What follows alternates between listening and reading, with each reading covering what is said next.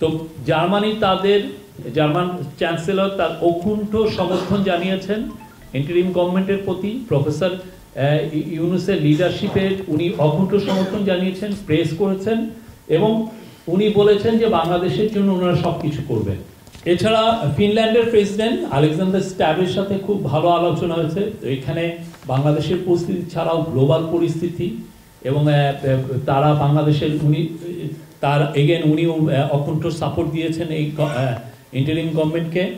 এবং এরপরে আলাপ হয়েছে সুইস একজন মিনিস্টার, তার সাথেও খুব ভালো স্টোলেন মানি নিয়ে আলাপ হয়েছে। যে আপনি জানেন সুইজারল্যান্ডে তো অনেক যেগুলো সাইফন অফ মানি, যেগুলো মানি পাচার হয়ে যায়, তার একটা অংশ সুইজারল্যান্ডেও যায়। হ্যাঁ, তো সেই জন্য সুইজারল্যান্ডের সাথেও আমাদের একটা বিস্তারিত আলাপ হয়েছে এবং উনি জানিয়েছেন যে উনি বাংলাদেশে আসবেন।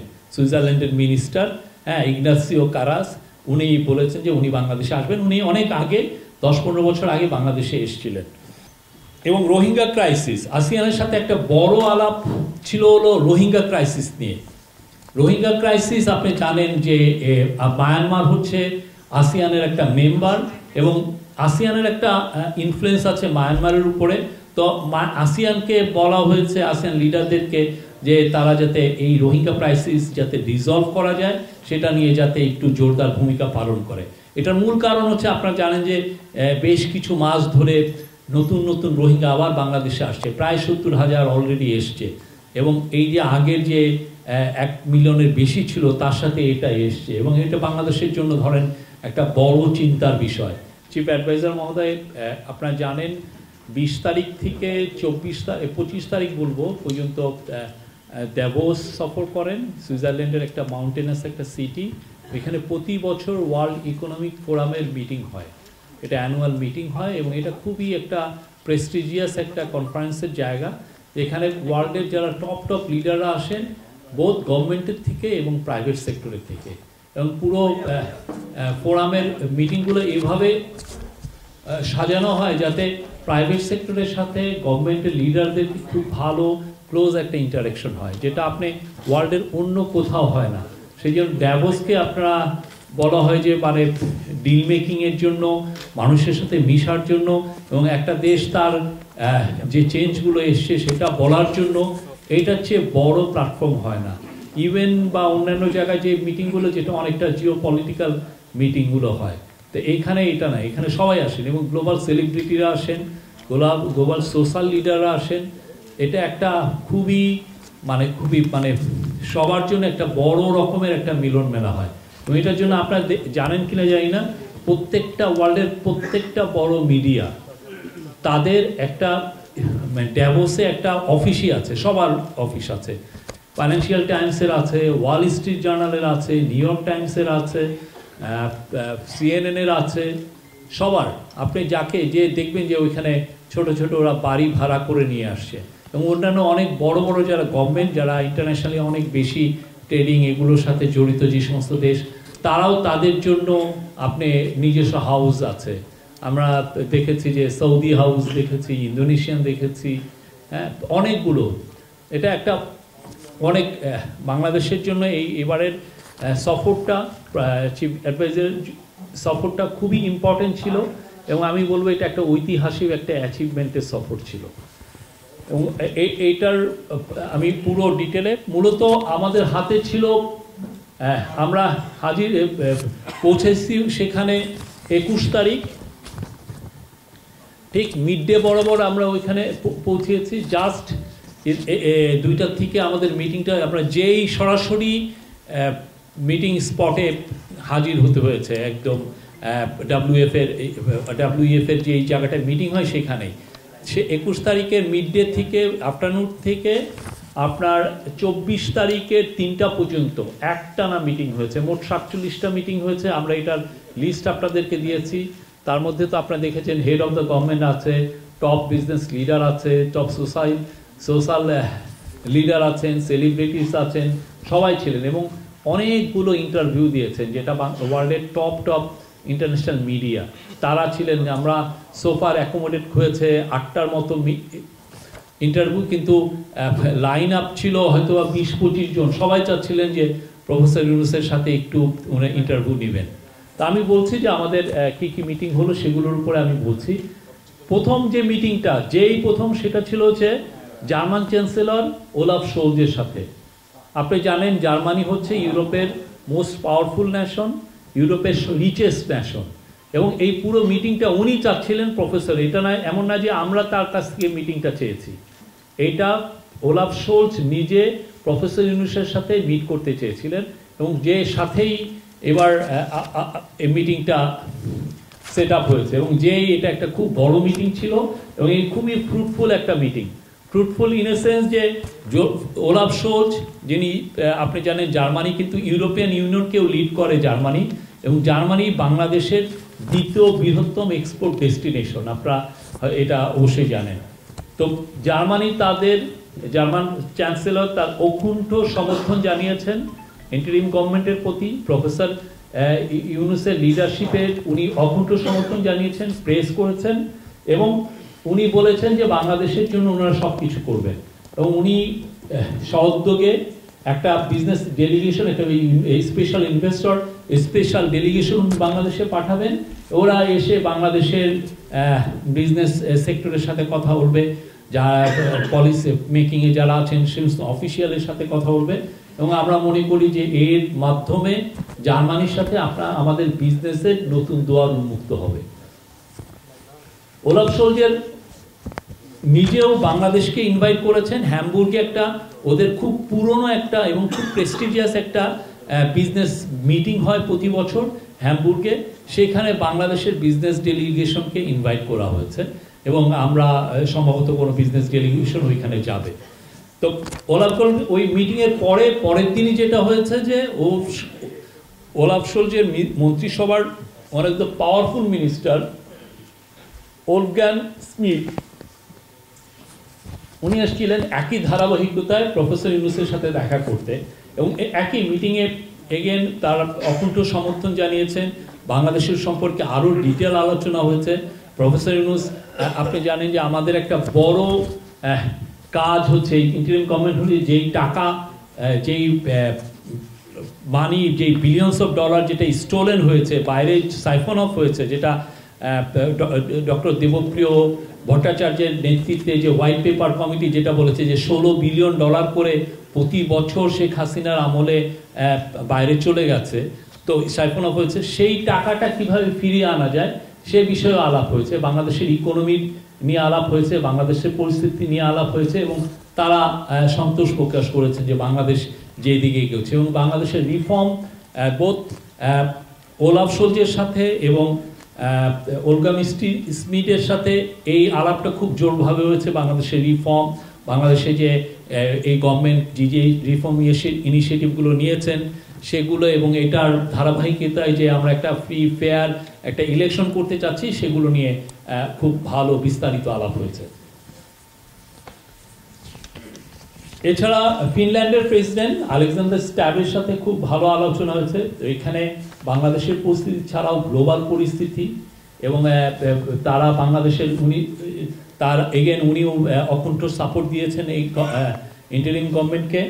এবং এরপরে আলাপ হয়েছে সুইস একজন মিনিস্টার, তার সাথে খুব ভালো স্টোলেন মানি নিয়ে আলাপ হয়েছে। যে আপনি জানেন সুইজারল্যান্ডে তো অনেক যেগুলো সাইফন অফ মানি, যেগুলো মানি পাচার হয়ে যায়, তার একটা অংশ সুইজারল্যান্ডেও যায়। হ্যাঁ, তো সেই জন্য সুইজারল্যান্ডের সাথেও আমাদের একটা বিস্তারিত আলাপ হয়েছে, এবং উনি জানিয়েছেন যে উনি বাংলাদেশে আসবেন। সুইজারল্যান্ডের মিনিস্টার ইগনাসিও কারাস, উনি বলেছেন যে উনি বাংলাদেশে আসবেন। উনি অনেক আগে 10-15 বছর আগে বাংলাদেশে এসেছিলেন, এবং এই চারজনের সাথেই বাংলাদেশের বিজনেস এবং ইনভেস্টমেন্ট, বাংলাদেশ যে এখন ওপেন ফর বিজনেস, এবং বাংলাদেশ জন্য এই ইনভেস্টমেন্টের যে একটা সুবর্ণ সুযোগ অপরচুনিটি তৈরি হয়েছে ইন্টারিম গভর্নমেন্ট আসার পরে, সেটা জানানো হয়েছে, এবং তারা তাদের ইন্টারেস্টটা এক্সপ্রেস করেছেন যে বাংলাদেশে তারা তাদের ইনভেস্টররা বাংলাদেশে ইনভেস্ট করতে আসবেন। আর এর সাথে দ্বিতীয় একটা ব্রডার থিমে ছিল আসিয়ান কান্ট্রিগুলোর সাথে, এটা হচ্ছে ইউরোপিয়ানদের সাথে। ইউরোপের আর একটা বড় মিটিং ছিল ইসিবির প্রেসিডেন্ট ক্রিস্টিয়ান লাগার্ডের সাথে। আপনি জানেন ক্রিস্টিয়ান লাগার্ড ইউরোপে খুব নামকরা একটা ব্যক্তিত্ব। উনি IMF এর পরপর দুবার প্রেসিডেন্ট ছিলেন, IMF এর চিফ ছিলেন, MD ছিলেন, এবং উনি পুরো ইউরোপে খুবই সুনামধন্য একজন ব্যক্তিত্ব। ক্রিস্টিন ল্যাগার্ডের সাথে আলাপেও সেই স্টোলেন মানি আমরা কিভাবে রিকভার করতে পারি উনি আমাদেরকে পরামর্শ দিলেন, যে উনি IMF-কে এখানে কাজে লাগাতে পরামর্শ দিলেন, এবং দেখা গেল যে উনি বাংলাদেশের অনেক কিছু জানেন, বাংলাদেশের অনেক বিষয় নিয়ে উনি ওনার সাথে খুব খোলামেলা আলাপ হয়েছে। আর একটা ব্রডার থিম ছিল যে আসিয়ান কান্ট্রির সাথে একটা এঙ্গেজমেন্ট।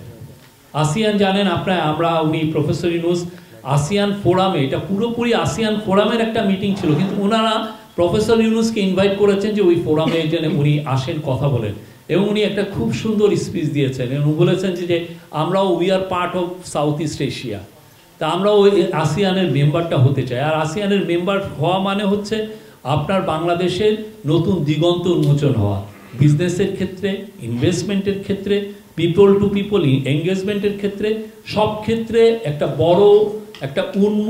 বড় একটা বাজার উন্মুক্ত হয়, এবং বাংলাদেশের ইকোনমির জন্য এর চেয়ে বড় নিউজ আর কিছু হতে পারে না। তো আসিয়ানের সাথে যেটা হয়েছে যে আনোয়ার ইব্রাহিম ছিলেন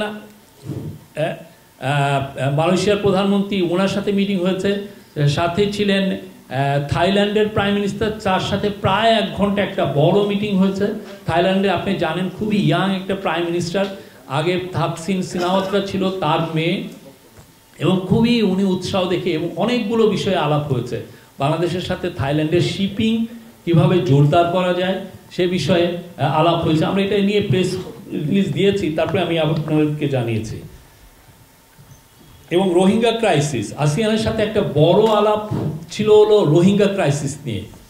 রোহিঙ্গা ক্রাইসিস আপনি জানেন যে মায়ানমার হচ্ছে আসিয়ানের একটা মেম্বার, এবং আসিয়ানের একটা ইনফ্লুয়েন্স আছে মায়ানমারের উপরে। তো আসিয়ানকে বলা হয়েছে, আসিয়ান লিডারদেরকে, যে তারা যাতে এই রোহিঙ্গা ক্রাইসিস যাতে রিজলভ করা যায় সেটা নিয়ে যাতে একটু জোরদার ভূমিকা পালন করে। এটার মূল কারণ হচ্ছে আপনারা জানেন যে বেশ কিছু মাস ধরে নতুন নতুন রোহিঙ্গা আবার বাংলাদেশে আসছে, প্রায় 70,000 অলরেডি এসছে, এবং এই যে আগের যে 1 মিলিয়নের বেশি ছিল তার সাথে এটা এসছে, এবং এটা বাংলাদেশের জন্য ধরেন একটা বড় চিন্তার বিষয়। এটা স্টিডিলি রোহিঙ্গা পপুলেশন এখানে যারা ছিল প্রায় অনেকেই বাংলাদেশে এসে পড়ছেন, এবং এই পুরো বার্ডেনটা আমাদের উপরে নিতে হচ্ছে। তো আমরা বাংলাদেশ গভর্নমেন্ট তো যথেষ্ট করছে, আমরা ইন্টারন্যাশনাল আসিয়ান কান্ট্রিগুলোকেও চাচ্ছি যে যারা যাতে এখানে ভূমিকা পালন করে। প্রফেসর ইউনুস আপনি জানেন উনি এসেই একটা মুভ নিয়েছেন যে রোহিঙ্গাদেরকে নিয়ে একটা বড় ইন্টারন্যাশনাল কনফারেন্স হবে, এবছরই হবে, আমরা আশা করছি সেপ্টেম্বর নাগাদ হতে পারে, এবং এটার ভেন্যুটা এখনো ঠিক হয়নি, বাট ভেন্যু ঠিক হলে যেটা হবে যে UN এখানে কো-হোস্ট, UN আর বাংলাদেশ মিলে এটা পুরো পৃথিবীতে যারাই এই রোহিঙ্গা ক্রাইসিসের বিষয়ে যারা সম্পর্কিত বা যারা একটু ইনফ্লুয়েন্স করবে, আমরা সবাইকে ডাকছি। 170টার উপরে দেশ বা এজেন্সি এরা পার্টিসিপেট করবে আমরা আশা করছি। তো এই বিষয়ে আলাপ হয়েছে, ওনারা সমর্থন জানিয়েছেন এই কনফারেন্সের প্রতি। থাই প্রাইম মিনিস্টারের সাথে অনেক বিষয়ে আলাপ হয়েছে, এবং আমরা আশা করছি যে থাই প্রাইম মিনিস্টার এই সময় বাংলাদেশের সাথে সম্পর্ক আরও উন্নত হবে। এবং এদেশে এবং আরেকটা মিটিংয়ে ভিয়েতনামের প্রাইম মিনিস্টারও ছিলেন, তার সাথে একটু কথাবার্তা হয়েছে। তো এই পুরো বিষয়গুলো ছিল যে আসিয়ানে যাতে বাংলাদেশ মেম্বার হতে পারে। আপনি জানেন যে এখন যে আসিয়ানের যে মেম্বার কারা কারা হতে পারে সেই ব্যাপারে ওরা একটা ম্যাপ দিয়েছে, সেই ম্যাপে বাংলাদেশ নেই। কিন্তু আমরা মনে করি যে আমরা যদি প্রফেসর ইউনুস যদি কন্টিনিউয়াসলি উনি এটা নিয়ে কথা বলছেন, তাদের সাথে এঙ্গেজ হচ্ছেন, এবং আমাদের কেসটা আমরা তাদের কাছে প্রেস করছি, তো আশা করছি যে আসিয়ানের দুয়ার আমাদের জন্য মুক্ত হবে, এবং অলরেডি আমরা তাদের সেক্টরাল ডায়ালগ পার্টনার হতে যাচ্ছি। আর একটু খানিকক্ষণের জন্য ইস্তিমরের প্রেসিডেন্ট যিনি বাংলাদেশে কিছুদিন এসেছিলেন, ওনারাও আসিয়ানের মেম্বার হচ্ছেন। তো ওই ইস্তিমরের প্রেসিডেন্ট হোসেন আহমদ সৌদার সাথে একটু মিটিং হয়েছে। আর একটা ব্রডার থিম ছিল যে UN এজেন্সিগুলোর সাথে একটা বড়, UN এজেন্সি এবং ওয়ার্ল্ড ব্যাংকের সাথে একটা বড় অনেকগুলো মিটিং হয়েছে। আপনি জানেন UN বাংলাদেশের অনেক ডেভেলপমেন্টের অনেক বিষয়ে UN সম্পর্কিত, এবং সেই আলোকে আপনি ফলকার ট্যুর যে UN এর হিউম্যান রাইটসের হাই কমিশনার চিফ, ওনার সাথে একটা মিটিং হয়েছে। উনি জেনেভা থেকে আসছেন জাস্ট প্রফেসর ইউনুসের সাথে দেখা করার জন্য, উনি জেনেভা থেকে ফ্লাই করে এসছেন। তো তো ফলকার তৃতীয়ের সাথে মূল মিটিংটা ছিল যে আপনি জানেন জুলাই অগাস্টে যেই ভয়ানক অ্যাট্রোসিটি হলো সেই অ্যাট্রোসিটিসগুলো ইউএন তার একটা ফ্যাক্ট ফাইন্ডিং মিশন দিয়ে এটা ইনভেস্টিগেট করছে। তো আশা করা হচ্ছে যে ইউএন আমাদের কাছে খুব শীঘ্রই তাদের এই ফ্যাক্ট ফাইন্ডিং মিশনের রিপোর্টটা দিবে এবং এই রিপোর্ট ইউএন ইনভেস্টিগেশনটা পুরোপুরি ইন্ডিপেন্ডেন্ট, এখানে কারো কোনো ইনফ্লুয়েন্স নাই। তারা একটা বড় রিপোর্ট আমাদের কাছে সাবমিট করবে এবং জেনেভার থেকে সিমালকে নিয়ে আসলে ওরা জেনেভার থেকেও এটা একটা পাবলিশ করবে। আমরা আশা করছি যে এইটা আমাদের কাছে আসা মাত্রই এবং ইউএন এটা পাবলিশ করার পরেই আমরা এটা সবার কাছে জানাতে পারবো। আর ইউএন ডাব্লিউটিও চিফের সাথে এনগোজি ইউএলা ওনার সাথে ডক্টর এনগোজির সাথে কথা হয়েছে এবং ডক্টর এনগোজি খুব দুইটা ইম্পর্টেন্ট জিনিস আমাদেরকে জানিয়েছেন। একটা হচ্ছে যে বাংলাদেশে আপনি জানেন যে বাংলাদেশ খুব দ্রুত খুব শীঘ্রই এলডিসি কান্ট্রি থেকে এটা গ্র্যাজুয়েশন হতে যাচ্ছে একটা মিডল ইনকাম কান্ট্রি হিসেবে। তো এই এলডিসিতে গ্র্যাজুয়েশন হলে একটা যেটা হয় যে অনেক ক্ষেত্রে এক ধরনের ট্যারিফ রিলেটেড কিছু সমস্যা হতে পারে। অনেক দেশে আমরা যেমন ইউরোপিয়ান ইউনিয়নে এক ধরনের ডিউটি ফ্রি এক্সেস পাই, তো সেই জায়গাটা একটু কিছুটা হলেও অ্যাফেক্টেড হতে পারে। তো সেই জায়গাটা চিন্তা করে আমরা এই ইন্টারিম গভর্নমেন্ট কাজ করছে যে কিভাবে গ্র্যাজুয়েশনটা করা যায়, এটাকে এখনই করতে হবে নাকি আমরা একটু ডিলে করব, এই পুরো সিনারিওগুলো চিন্তা করা হচ্ছে এবং এটা নিয়ে একটা ভালোভাবে কাজ হচ্ছে ক্যাবিনেটের তরফ থেকে। তো ডক্টর এনগোজি বলেছেন যে বাংলাদেশের যাতে ডাব্লিউটিওতে এলডিসির থেকে যাতে গ্র্যাজুয়েশনটা স্মুথ হয় সেই ব্যাপারে ওনারাও কাজ করছেন এবং ওনারা আমাদের হয়ে কাজ করছেন। এই বিষয়ে তারা প্রত্যেকটা মানে যাদের সাথে কথা বলতে হয় তারা বাংলাদেশের হয়ে কথা বলবেন। এটা খুব একটা ইম্পর্টেন্ট মেসেজ ছিল। এবং সেকেন্ড মেসেজ হচ্ছে যে আপনি জানেন যে গ্লোবালি এক ধরনের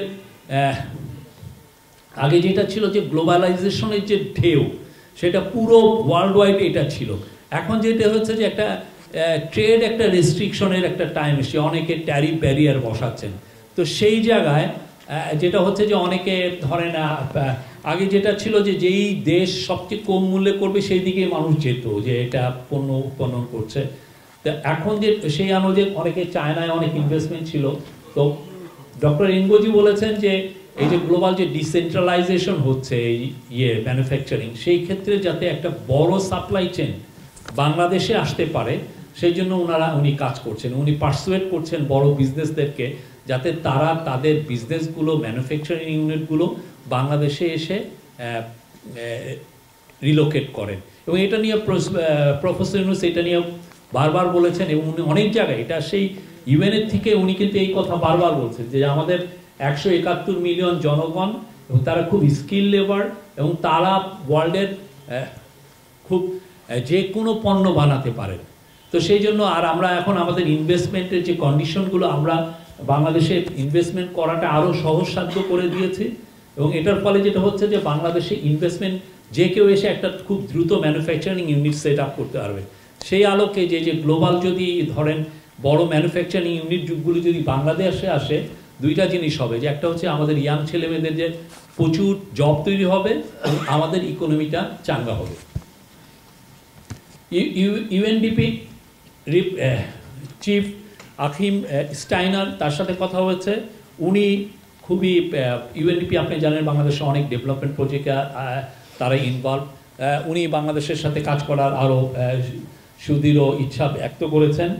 ইউএনের প্রধান এগেন জনাব গুতিয়েরেসের সাথে আবার কথা হয়েছে, ওনার সাথে একটা ছোটোখাটো হালকা মিটিং হয়েছে। এবং আর একটা যেটা হচ্ছে যে ওয়ার্ল্ড ব্যাংকের এমডি ছিলেন, এটা যদিও এটা ইউএনের প্রতিষ্ঠান না বাট এটা একটা মাল্টিল্যাটারাল এজেন্সি, ওয়ার্ল্ড ব্যাংকের একজন ম্যানেজিং ডিরেক্টর উনি আসছিলেন দেখা করতে এবং এসে বলেছে যে তোমাদের কি কি সাপোর্ট লাগবে আমাদেরকে বলবা। তাই উনি একই রকমের আনবিয়ার্ড উনি বাংলাদেশের কে অকুণ্ঠ সমর্থন দিয়েছেন। এর আগে যখন প্রফেসর ইউনূস নিউ ইয়র্কে গিয়েছিলেন তখন ওয়ার্ল্ড ব্যাংকের প্রেসিডেন্ট তার সাথে দেখা করতে এসেছিলেন। এবারও ওয়ার্ল্ড ব্যাংকের এমডি নিজে তার একটা মানে এত টাইট শিডিউলের মধ্যে প্রফেসর ইউনূসের থেকে একটু সময় চেয়ে নিয়েছেন, নিয়ে তার সাথে ওটা ওদের ইন্টারেস্টে মিটিংটা হয়েছে। আর এগুলো অনেকগুলো মিটিংয়ের মূল থিম একটা, সেটা হচ্ছে যে স্টোলেন মানি কিভাবে রিকভারি করা যায়। এটা একটা খুবই, আপনি জানেন হোয়াইট পেপার কমিটি বলেছে $234 বিলিয়ন বাংলাদেশের থেকে শেখ হাসিনার সময় চলে গেছে, এবং এটার সাথে অলিগার্করা জড়িত, পলিটিশিয়ানরা জড়িত, এবং এটা দেখেন এই ধরনের এই রিলেটেড একটা বিষয় ইউকের পলিটিক্সে তোলপাড় হয়ে গেছে, একজন ইনফ্লুয়েন্সিয়াল মিনিস্টার রিজাইনও করেছেন।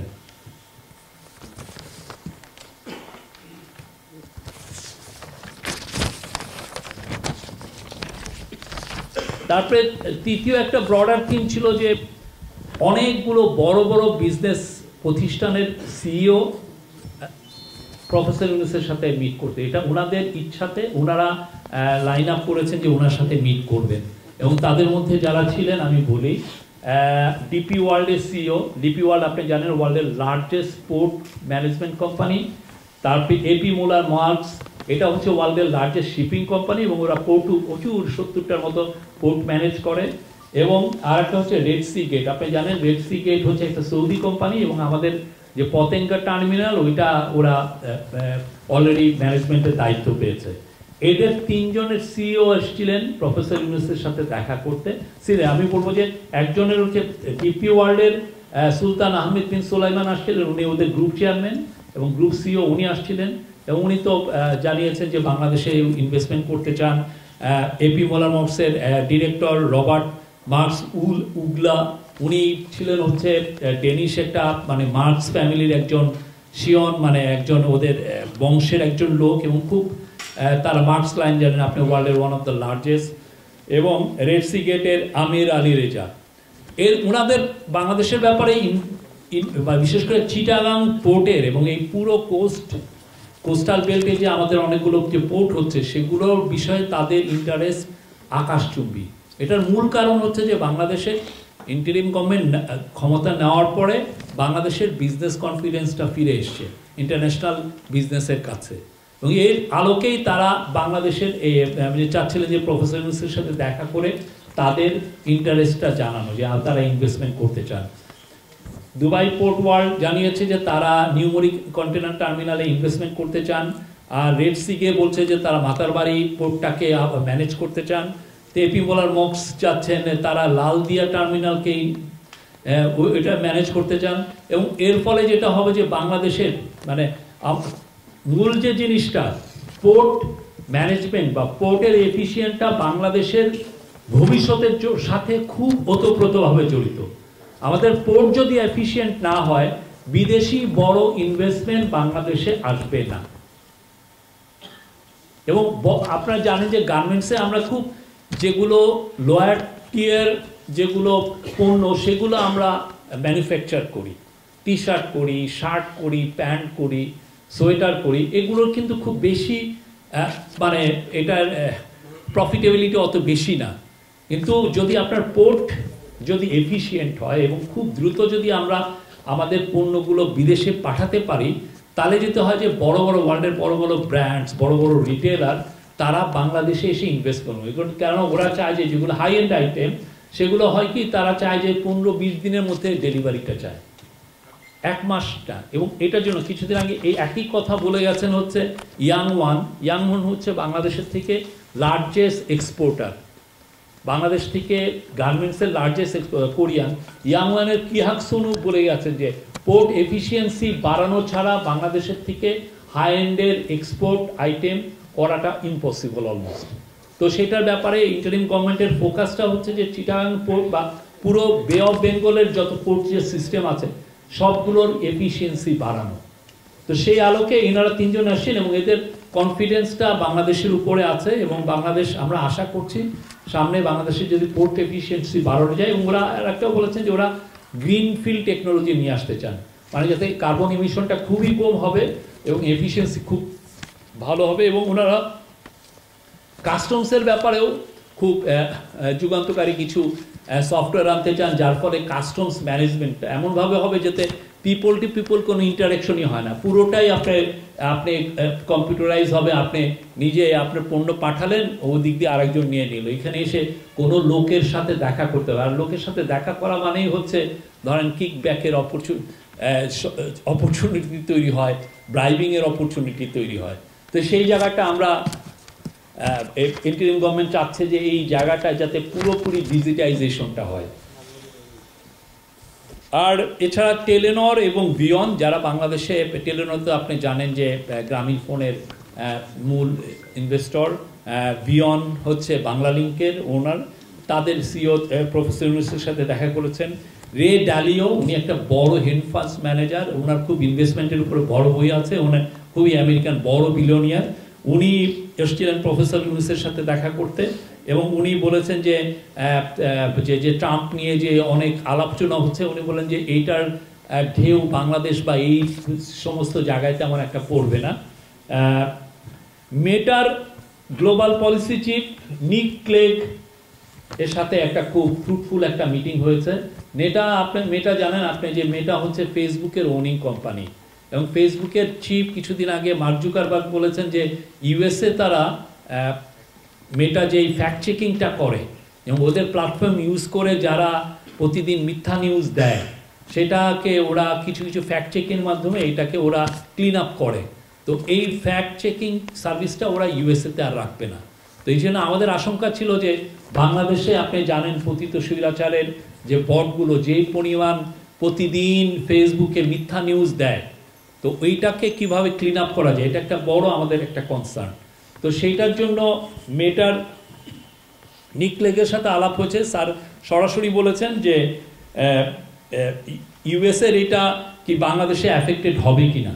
তো সেক্ষেত্রে উনি মেটার চিফ বলেছেন যে না, ইউএসএ ওইটা শুধুমাত্র ইউএসএই সম্পর্কিত, বাংলাদেশে এটার কোনো ইম্প্যাক্ট পড়বে না। বাংলাদেশের মেটা তাদের ফ্যাক্ট চেকিংটা বরঞ্চ আরও বাড়াবে, উনি যে শব্দটা বলেছেন স্কেল আপ করবে এটা। এটার ফলে যেটা হচ্ছে যে যারা ফেসবুকের মাধ্যমে মিথ্যা তথ্য ছড়ান, যারা আজে বাজে প্রচুর ফেসবুকের মাধ্যমে বুলিং করেন, এগুলোর ব্যাপারে তারা মেজার নেবেন। এটা এই বিষয়ে খুব বাংলাদেশে আমরা এটা নিয়ে আপনাদের একটা প্রেস রিলিজও দিয়েছি। এটা আর নিক ক্লেগ, স্যার নিক ক্লেগ আপনারা জানেন যে ইউকের একজন খুব ইনফ্লুয়েন্সিয়াল পলিটিশিয়ান ছিলেন। ইউকের উনি ডেপুটি প্রাইম মিনিস্টার ছিলেন, লিবারেল ডেমোক্রেটিক পার্টির প্রধান ছিলেন। তো ওনার সাথে মিটিংটা খুব ফ্রুটফুল ছিল, এবং উনি বলেছেন যে বাংলাদেশের ব্যাপারে তাদের একটা স্পেশাল অ্যাটেনশন থাকবে, এবং বাংলাদেশে তারা যারা যারা ফ্যাক্ট চেক করছেন তাদের থার্ড পার্টি ফ্যাক্ট চেক সেটা ওরা আরও বাড়াবে। খুব ইম্পর্টেন্ট বিষয় ছিল সেটা হচ্ছে যে কঙ্গোর আপনি জানেন যে একটা খুব বড় ফরেস্ট, ওয়ার্ল্ডের ওয়ান অফ দ্য লার্জেস্ট, কঙ্গের ফরেস্ট নিয়ে আপনারা সবাই পড়াশোনা করে জানেন। ওইখানে একটা বিরুঙ্গা রিজার্ভ ফরেস্ট আছে, এটা খুব মানে পুরো ইউকে যে মানে ইউনাইটেড কিংডমের সেটা দ্বিগুণ। তো সেই জায়গায় একটা স্যারের যিনি আইডিয়া, প্রফেসর ইউনুসের যে আইডিয়া মাইক্রো ক্রেডিট, এটা নিয়ে এই কঙ্গোর এই রিজার্ভ ফরেস্টটাকে কিভাবে কনজার্ভ করা যায়, এটা যাতে ডিস্ট্রয় না হয়ে যায়। এটা আপনি জানেন কঙ্গোতে অনেক বছর ধরে 2 দশকের বেশি সময় ধরে সেখানে সিভিল ওয়ার চলছে, এবং ওয়ার্ল্ডের এটা বলা হয় যে সবচাইতে ভয়ঙ্করতম ডেডলিয়েস্ট সিভিল ওয়ার। যেখানে সিভিল ওয়ার কি বলবো, ওইখানে অনেকগুলো রেবেল গ্রুপ আছে, অনেক ধরনের সমস্যা আছে। সেই জায়গায় 60 লক্ষ লোক মারা গেছে। তো এখানে পিস অ্যান্ড স্ট্যাবিলিটিটা কঙ্গোকে আনা, এটা একটা গ্লোবাল কমিউনিটির একটা বড় কনসার্ন। তো সেই আলোকে বেলজিয়ামের একজন প্রিন্স আছেন ইমানুয়েল ডি মোরের, উনি এখানে কাজ করছেন। তো উনি ওইখানে কাজ করার ফাঁকে উনি প্রফেসর ইউনুসের সাথে কয়েক বছর আগে দেখা করেছিলেন, ওনাকে বলেছেন যে আপনার আইডিয়া যদি থাকে আমরা এখানে কিভাবে আর পিস অ্যান্ড স্ট্যাবিলিটি আনতে পারবো। তো সেই আলোকে প্রফেসর ইউনুসের থেকে মানে উনি মাইক্রো ক্রেডিট যেটা এই বাংলাদেশের গ্রামীণ ব্যাংক চালু করেছেন, প্রফেসর ইউনুস চালু করেছেন, সেটা দ্বারা ইন্সপায়ার্ড হয়ে কংগ্রের ওই বিরুঙ্গা ফরেস্টে ওনারা এটা ইন্ট্রোডিউস করেছেন, এবং উনি একটা মানে অসম্ভব ভালো একটা রেজাল্ট পেয়েছেন। তো এইটার কারণে দেখা যাচ্ছে যে ওর কারণে এই মাইক্রো ক্রেডিট ইন্ট্রোডিউস করার কারণে ওইখানে 21,000 জব তৈরি হয়েছে, এবং তার একটা বড় অংশ 11% এটা হচ্ছে যারা রেবেল সোলজার ছিল, যারা হানাহানিতে জড়িত ছিল, তারা এসে এটা যেহেতু মাইক্রো ক্রেডিট প্রোগ্রামটা এক্সপান্ড করছে, সেই এটা তারা তাদেরকে আস্তে আস্তে ফর্মাল কম্পিটেন্সগুলো এখানে জয়েন করেছে এবং এটার ফলে যেটা হয়েছে যে কনজারভেশন এফার্টটা আরও বৃদ্ধি পেয়েছে এবং এটা কিছু কিছু জায়গায় পিস অ্যান্ড স্ট্যাবিলিটি এসছে। সেটা নিয়ে সিরিজ আকারে WEF এর মিটিং হয়েছে এই যে এই এফার্টগুলো নিয়ে। এটার মূল উদ্যোক্তা নিয়েছিলেন মিটিংটার বেলজিয়ামের কিং ফিলিপ। উনি এটার মূল উদ্যোক্তা করেছেন। কিং ফিলিপ প্রফেসর ইউনুসের সাথে নিজে এসে দেখা করেছেন এবং উনি অনুরোধ করেছেন যাতে উনি আর ইমানুয়েল মেয়রের জন্য ওনার সাথে আবার একবার দেখা করতে পারে। সেটা আর একটা মিটিং হয়েছে এবং পরবর্তীতে এটা আরো বড় আকার একটা মিটিং হয়েছে যেখানে কঙ্গোর প্রেসিডেন্ট ফেলিক্স সিসেকেদি ছিলেন, জন কেরি আপনি জানেন ইউএস এর ফরমার ক্লাইমেট চেঞ্জের উপর ওদের এনভয়, উনি ছিলেন অ্যাম্বাসেডর এবং জন কেরি তো আপনি জানেন একজন খুবই ইনফ্লুয়েন্সিয়াল সিনেটর ছিলেন, ইউএস এর সেক্রেটারি অফ স্টেট মানে ওদের ফরেন মিনিস্টার ছিলেন, উনি ছিলেন, কয়েকজন মিনিস্টার ছিলেন, কিং ফিলিপ ছিলেন এবং প্রিন্স ইমানুয়েল ডি মেরোর ছিলেন। সবাই মিলে এটা নিয়ে একটা বড় মিটিং হয়েছে এবং এখানে প্রফেসর ইউনুসকে তারা ইনভাইট করেছেন, উনি ওইখানে গিয়েছেন এই বিষয়ে তার মতামতগুলো দিতে।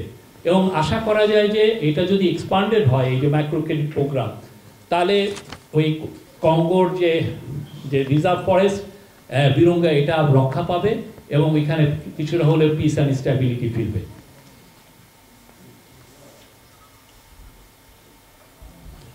আর অন্যান্য মিটিং এর মধ্যে আলগোরের সাথে একটা মিটিং হয়েছে। উনি জানেন উনি ইউএস এর ভাইস প্রেসিডেন্ট ছিলেন এবং ওনার সাথে ওনার যখন একবার তো ওনার অলমোস্ট প্রেসিডেন্ট হয়ে গিয়েছিলেন, যাক আলগোরের সাথে মিটিংয়ের মূল ছিল গ্লোবাল জিও পলিটিক্স নিয়ে কথা হয়েছে এবং উনি অকুণ্ঠ সমর্থন জানিয়েছেন প্রফেসর ইউনুসের লিডারশিপে এবং উনি বলেছেন যে উনি বাংলাদেশের হয়ে কাজ করবেন, বাংলাদেশের বিষয়ে তার যথেষ্ট ইন্টারেস্ট আছে। আর মিটিং হচ্ছে অ্যাগনেস ক্যালামার্ট, উনি সেক্রেটারি জেনারেল অ্যামনেস্টি ইন্টারন্যাশনালের, ওনার সাথে একটা বড় মিটিং হয়েছে। উনি বাংলাদেশের আমরা যে ন্যাশনাল হিউম্যান রাইটস কমিশন, এটা যে গভর্নমেন্টের স্টেটের এটার পুনর্গঠন নিয়ে উনি ডিসকাশন হয়েছে। রোহিঙ্গা ইস্যু আপনি জানেন, রোহিঙ্গা ইস্যু আমি একটু আগেই বলেছি যেটা আবার গ্লোবালি যথেষ্ট মানে প্রফেসর ইউনুস চাচ্ছেন যাতে এই ইস্যুটা গ্লোবালি এটা আবার জন্য ডিসকাস হয়, গ্লোবাল ফোকাসে যাতে আসে এবং গ্লোবাল ম্যাপের এই যে এত আলোচনা অন্যান্য অনেক, এটা যাতে ওয়ান অফ দ্য টপ একটা ইস্যু হিসাবে ইমার্জ করে সেটা নিয়ে আলাপ হয়েছে। এবং এনফোর্স ডিসঅ্যাপিয়ারেন্স নিয়ে খুব বড় আলাপ হয়েছে। আপনি জানেন ইন্টারন্যাশনাল হিউম্যান রাইটস গ্রুপগুলো এনফোর্স ডিসঅ্যাপিয়ারেন্স নিয়ে ভয়ঙ্কর খুবই চিন্তিত ছিলেন এবং ওইটার আলোকে যে র্যাবের উপরে যে একটা ইউএসএ যেই আপনি জানেন স্যাংশন ইম্পোজ করেছিল, সেটা 2021 সালের 10ই ডিসেম্বর, এটা মূলত ছিল এনফোর্স ডিসঅ্যাপিয়ারেন্সের জন্য। তো তখন যেটা ইন্টারন্যাশনাল হিউম্যান রাইটস গ্রুপ যেই কাউন্ট করেছিলেন যে 660টার মতো এনফোর্স ডিসঅ্যাপিয়ারেন্সের কথা, কিন্তু এখন আমরা যখন ইনকোয়ারি কমিশন করে দেওয়া হয়েছে, এখন এই নাম্বারটা ধারণা করা হচ্ছে 3500। অলরেডি 1776টার মতো কমপ্লেন্ট পাওয়া গেছে, কিন্তু অনেকে এখনো ভয়ে আছে যে যদি তাদের বিষয়টা বলেন এটার ইমপ্যাক্ট রিপার্কেশন কি হবে। হ্যাঁ, তো সেই জন্য এটা আমরা ওই কমিশন আমাদেরকে জানিয়েছেন যে এটা 3500-এর বেশি হবে। তো সেইটা নিয়েও অ্যাগনেস ক্যালামার্টের সাথে কথা হয়েছে, এটা নিয়ে আমরা কি করতে যাচ্ছি, এদেরকে কিভাবে বিচারের আওতায় আনা যাবে, যারা যারা জড়িত ছিল তাদের বিষয়ে আমরা কি করছি সেটা নিয়ে আলাপ হয়েছে। ফিফার প্রেসিডেন্টের সাথে একটা বড় আলাপ হয়েছে এবং ফিফা প্রেসিডেন্ট স্যারের ইনভাইটেশন অ্যাকসেপ্ট করেছেন। জিয়ানো ইনফান্তিনো ফিফার প্রেসিডেন্ট, উনি বাংলাদেশে খুব দ্রুতই সফরে আসবেন। আসলে যেটা হবে যে উনি বাংলাদেশের ফুটবলের ব্যাপারে তার একটা স্পেশাল ইন্টারেস্ট আছে, বিশেষ করে বাংলাদেশের মেয়েরা। আপনারা জানেন কিছুদিন আগে বাংলাদেশের মেয়েরা দ্বিতীয়বারের মতো সাফ এর চ্যাম্পিয়ন হয়েছে।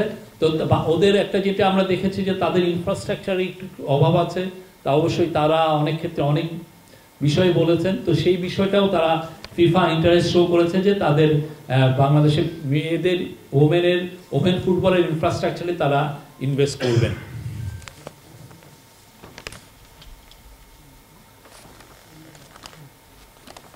আর একটা হচ্ছে অনেকগুলো ইন্টারভিউ দিয়েছেন সেখানে, এবং বেশিরভাগই ইন্টারভিউর ইন্টারেস্টটা ছিল যে গ্লোবাল যারা বিজনেস এবং ফিনান্সিয়াল যারা টপ নিউজ পেপার বা ম্যাগাজিন, তাদের ইন্টারেস্টের একদম কেন্দ্রবিন্দুতে প্রফেসর ইউনূস ছিলেন। এটা একটা অভূতপূর্ব, মানে বাংলাদেশের ব্যাপারে তাদের ইন্টারেস্টটা আপনি দেখবেন যে চূড়ান্ত মাত্রায়। তো সেই জায়গায় প্রথমে এফটির একটা ইন্টারভিউ আছে, এফটির ইন্টারভিউটা উনি দিয়েছেন মার্টিন উলফ। মার্টিন উলফ হচ্ছে ওয়ার্ল্ডের one of the top journalist, এবং গিডিয়ান রাহমান উনি ওদের ফরেন এডিটর। ইকোনমিক্স ম্যাগাজিন, আপনি জানেন ইকোনমিক্স ম্যাগাজিন বাংলাদেশকে কিছুদিন আগে তাদের কান্ট্রি অফ দ্য ইয়ার ঘোষণা করেছে গ্লোবাল, এবং তাদের ফরেন এডিটর প্যাট্রিক পুলিসার ছিলেন। এছাড়া রয়টার্স, কাইজিন মিডিয়া চায়নার এবং কোরিয়ান একটা মিডিয়ার সাথে ইন্টারভিউ দিয়েছেন। WEF এর 2-3টা ফোরামে উনি ইন্টারভিউ দিয়েছেন। আর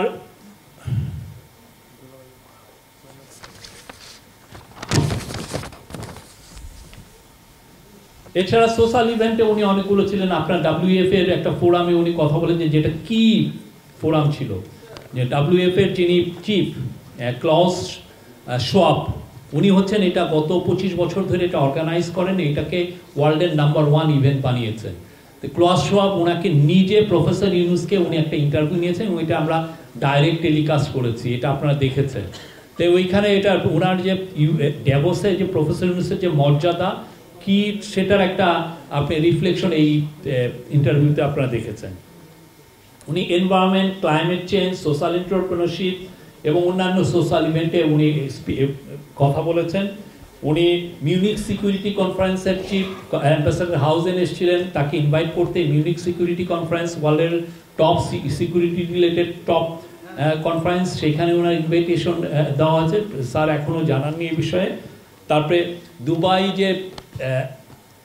দুবাইয়ের যিনি আমির শেখ রশিদ বিন মাকতুম, তার মেয়ে শেখ লতিফা আসছিলেন স্যারের সাথে দেখা করতে, উনি ইনভাইটেশন দিয়েছেন। ওয়ার্ল্ড গভর্নমেন্ট সামিট, এটা আগামী মাসে হবে দুবাইতে, এবং আশা করা যাচ্ছে স্যার হয়তো ওইখানে যাবেন। এবং সেই দুবাই ওনাদের সাথে ইনভেস্টমেন্ট এবং বিজনেস এর বিষয়ে আলাপ হয়েছে, এবং বাংলাদেশের ব্যুরোক্রেটদের ট্রেনিংয়ের বিষয়ে আলাপ হয়েছে। উনি কনক্লুডিং ডিনারে, যেটা শেষ দিনে যেটা ডিনারে, সেটা উনি গেস্ট অফ অনার ছিলেন, এবং সেইখানে গ্লোবাল যারা এন্টারপ্রেনার যাদেরকে ওইখানে উনি নিজে he was the one person, he was one of the person who gave awards to the global entrepreneurs.